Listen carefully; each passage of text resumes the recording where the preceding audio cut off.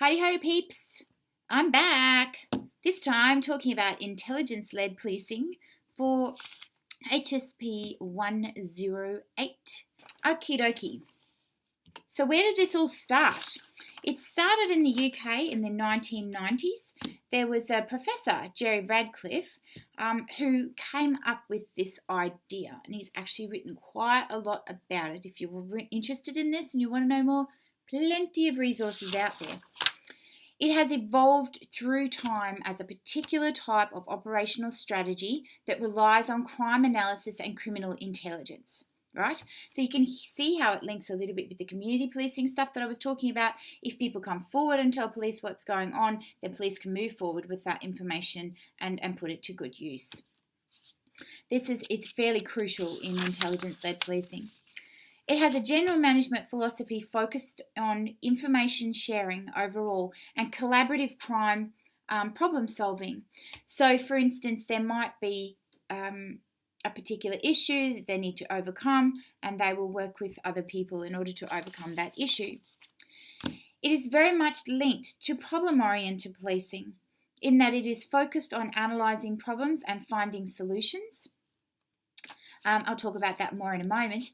And it's also a little bit like community-oriented policing because interactions with community happen in order to gather intelligence. It's probably not as focused on those types of things, but it's a fairly key, important part of what they do. It's also linked to CompStat. Now, CompStat is a type of computer program that analyzes crime data and policing data and all of those types of things and looks at quality of life policing as a form of accountability mechanism. Now, quality of life policing is also related to broken windows theory and zero tolerance policing. Those three things intersect quite a bit. And so CompStat sort of spits out these ways of saying a successful police service in your area will be doing 10 stop and searches a day, will be searching 12 cars, will be blah, blah, blah, blah, right? So then the police service says, oh, great, well, they're the things that we'll aim to do then. We'll aim to stop and frisk 10 people, search 12 cars, etc., etc. Lots of ethical issues around that in the ways that, if we focus on those types of policing, what on earth are we ignoring over here where we can't see anything? And in addition to that, it also makes police focus on one thing as opposed to all of these other areas which can be ignored when they're focused on trying to get a certain number of fines each day or whatever it is. So a very common experience is police will go looking for people to give a fine to because they haven't met their daily quota of those types of things. So a little bit of a problematic there with this notion of CompStat or computer software. So there's a really great Radcliffe definition of intelligence-led policing. It says it's the application of criminal intelligence analysis as an objective decision-making tool in order to facilitate crime reduction and prevention through effective policing strategies and external partnership projects drawn from an evidential base. So it's fairly high-level stuff, but also incredibly effective in some circumstances. So it has very much a business model and a managerial philosophy where data analysis and crime intelligence are pivotal to an objective decision-making framework.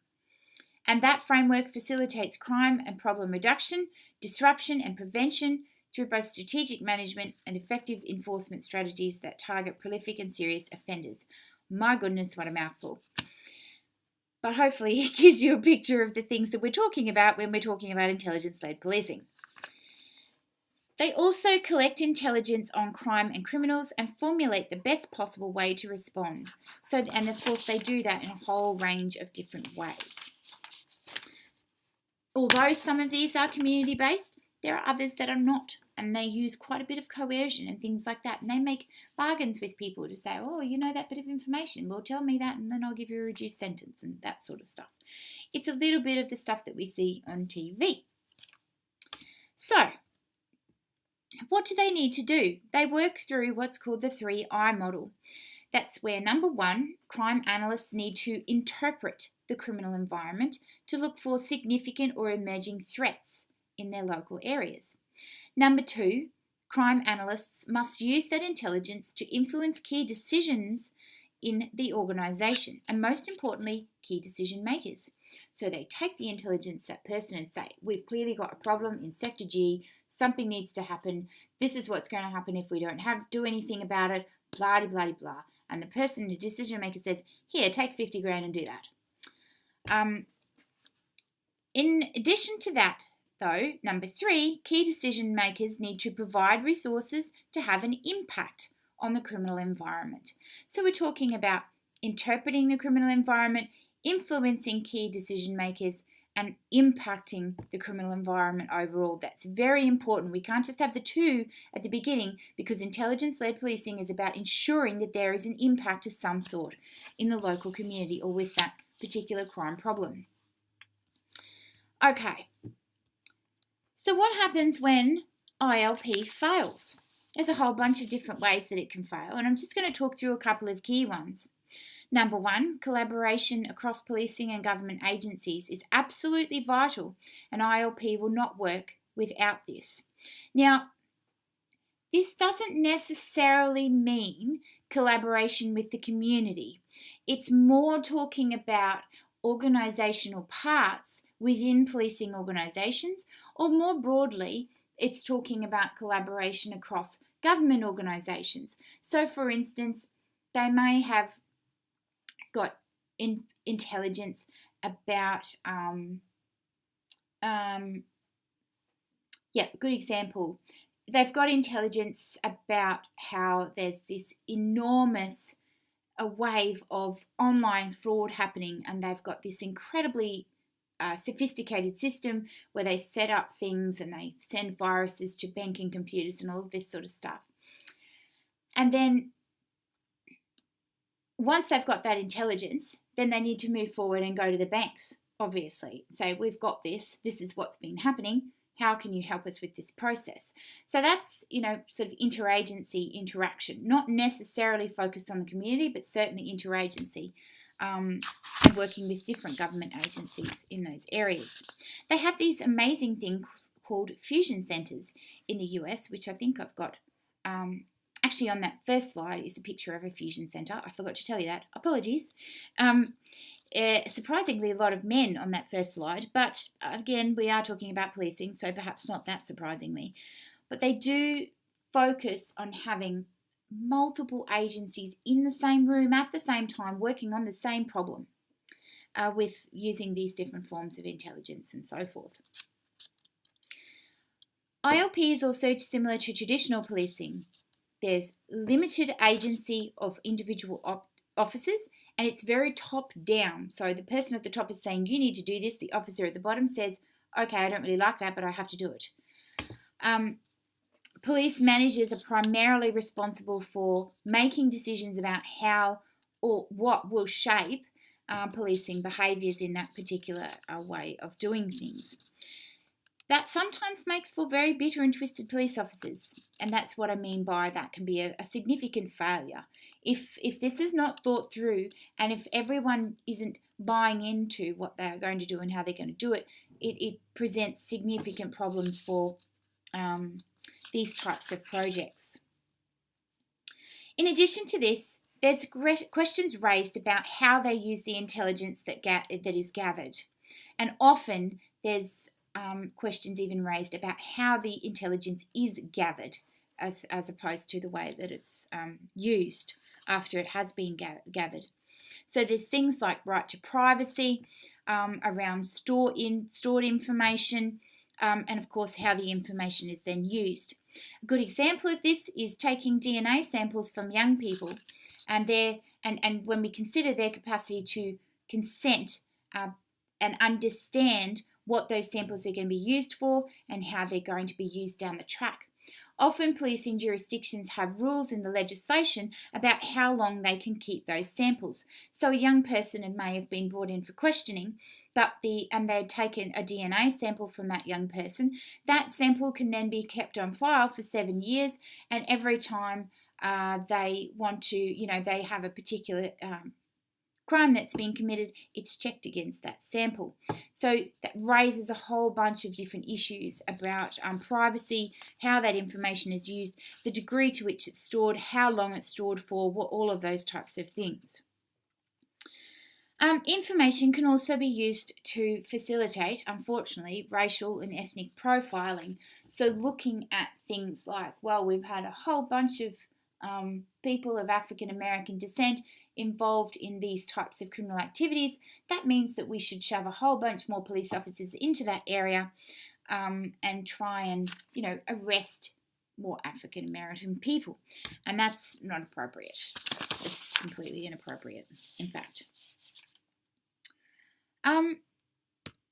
Intelligence-led policing I know I use terrorism a lot, but this is a really good example for all of the things that we're talking about because it's done so profoundly differently in so many different contexts.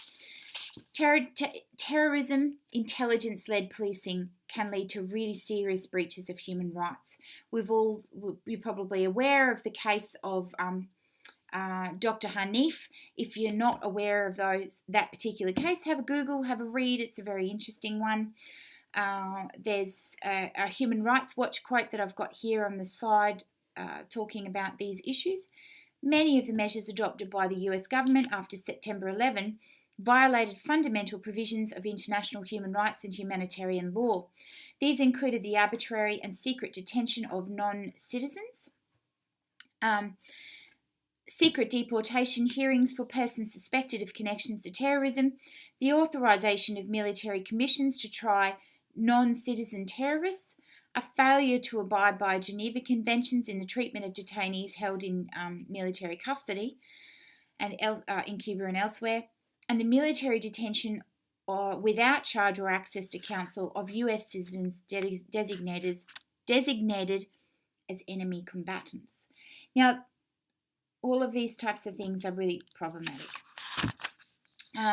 We've got substantial evidence, and I apologise if anyone is a Trump fan that's listening to this, but we have substantial evidence to suggest that the sort of intelligence-led approaches that are being used by the government at the moment under the Trump administration are leading to a whole bunch more human rights violations around, not letting people into the airports because they follow Muslim practices and Islamic religion. That's just one. But there's a lot of examples where we can clearly see that these forms of policing are moving into really dangerous territory. Another good example of this, I'm not sure if you've heard about this particular example, but a Muslim teen was arrested after a homemade clock was mistaken for a bomb. Now, if you put those words into Google, it will come straight up. So he had this homemade clock that he did for a science experiment, took it to school, and obviously showed the teacher and all of those sorts of things. The teacher got straight on the phone to the police, said that this person's got a bomb.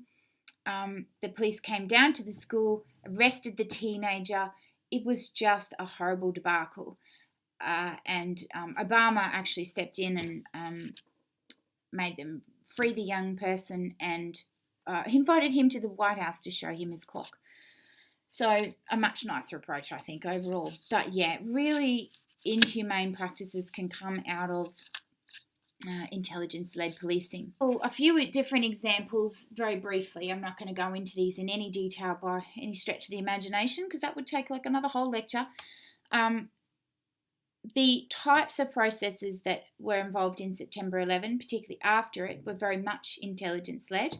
They were moving through, these massive fusion centres with all of these people working around the people that were involved in the attacks, finding out who their people were, following up, and I'm not saying that that's necessarily a bad thing, but some of the practices that they used were highly unethical in those processes.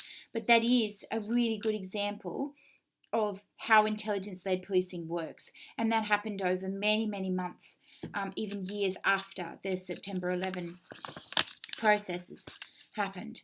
And that is one of the key incidents that shaped intelligence-led policing into the future, most definitely.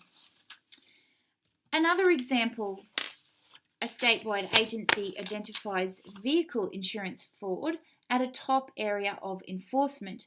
The agency targets those involved in staged incidents, identifies communities in which insurance fraud is prevalent, looks for similar methods of operation that may indicate ongoing fraudulent activity, and mounts a public education campaign. So again, that's a very localized and specific example, but a great example of how police intelligence can be used to actually move forward and try and prevent those particular types of crime simply by providing information to the public about how the crimes happen, who's involved, all of those types of things, and they know what to look out for. Another one involves safe streets. A police agency in a small city makes safe streets a priority. The agency focuses on directed enforcement in identified hotspots. It also targets career criminals whose apprehension will significantly reduce the number of crimes being committed. Preventative measures include enhanced patrol, improved street lighting, and crime watch programs. So in some instances, these can be highly effective. In other instances, of course, if there's real discord between the police and the communities in which that's happening, it's going to create a whole bunch more problems for the police that are trying to implement those processes. But again, just simple things like putting more lighting into local areas as a form of environmental crime prevention and designing out crime can have a huge impact on a particular localized area. And that's obviously done through intelligence-led policing. They've taken the data in that area, they know there's a whole bunch of crime there, they put something into place in order to overcome that problem. All right, that is it for intelligence-led policing. I hope that was useful, and I shall chat with you all again very soon. See you later.